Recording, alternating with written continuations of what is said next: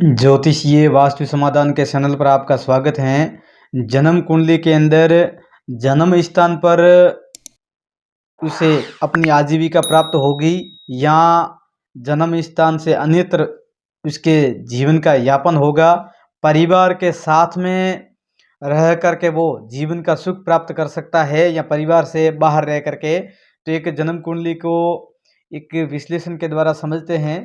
यहाँ एक जन्म कुंडली है कन्या लगन की, जो कन्या लगन के अंदर दूसरे भाव के अंदर केतु बैठा है और 10वें भाव के अंदर बुध के साथ में सूर्य बैठा है और जन्म कुंडली के 8वें स्थान पर राहु के साथ में शुक्र बैठा है। जन्म कुंडली के अनुसार देखा जाए तो यहाँ लगन का स्वामी बुध, जो सब राशि में आकर के बुध की दो राशियां हैं, एक तो लगन के अंदर बैठी है, दूसरी दशम भाव के अंदर बैठी है। बुध मिथुन राशि में आकर बैठ गया है और इनके साथ में सूर्य आकर बैठ गए हैं, जो सूर्य 12वें स्थान के स्वामी हैं।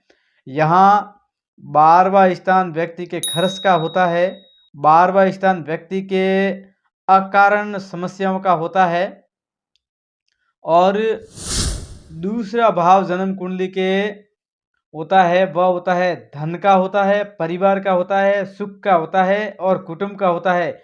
यहाँ का इस स्थान का मालिक शुक्र तुला राशि का जो स्वामी बनता है, जो यहाँ जन्म कुंडली के 8वें स्थान पर आकर बैठ गया है राहु के साथ में। राहु तीसरे स्थान पर और 6ठे स्थान पर, 8वें स्थान पर और 12वें स्थान पर यहाँ पर कुंडलियों के अंदर अच्छा माना गया है। व्यक्ति के संग्रह करने का, व्यक्ति को हर प्रकार की सुख की जो संग्रह करने का जो कार्यभार होता है वो राहु के अधीन होता है और इन स्थानों पर बैठता है तो राहु सुख प्राप्त करवाता है।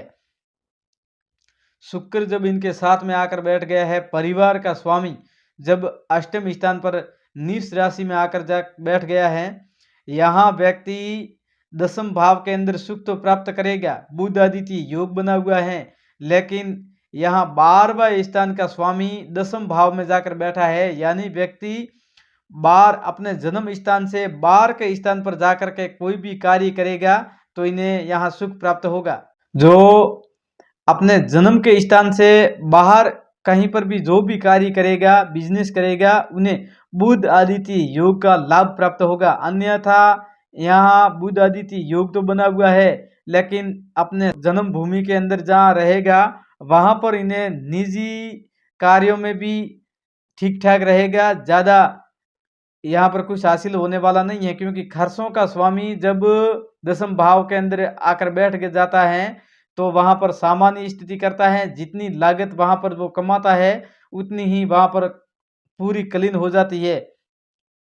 और परिवार का स्वामी जो सुख का दाता होता है, धन ऐश्वर्य का स्वामी होता है, वह जातक जब अष्टम स्थान के अंदर उसका स्वामी बैठ जाता है तो जो जातक वहां अपने जन्म भूमि से बाहर कोई स्थान परिवर्तन करवाता है और सुख के लिए शुक्र वहां से पलायन करवा देता है। राहु जब भी उनके साथ में होता है तो संग्रह करने की और धन लालसा के लिए या अपने दाम्पत्य के भरण पोषण के लिए या परिवार के निजी सुखों के लिए वह स्थान परिवर्तन करता है और प्रदेश के अंदर अच्छी आय प्राप्त करता है। अगर ऐसे जन्म कुंडली के अंदर कुछ योग बने हुए हो, आप जानना चाहते हैं तो अपनी जन्म कुंडली का विश्लेषण करवा सकते हैं और अपने मित्रों को और अपने रिश्तेदारों को भी इस जानकारी से अवगत करवाकर आप लाभ प्राप्त करवा सकते हैं। और इस चैनल को सब्सक्राइब करें और चैनल को अपने मित्रों तक शेयर करें। अपनी जन्म कुंडली का फलादेश के लिए आपको आपके ही जीवन से रूबरू करवाया जाएगा और शुभ फलों का आपको लाभ प्राप्त होगा। जय श्री कृष्णा, राधे राधे।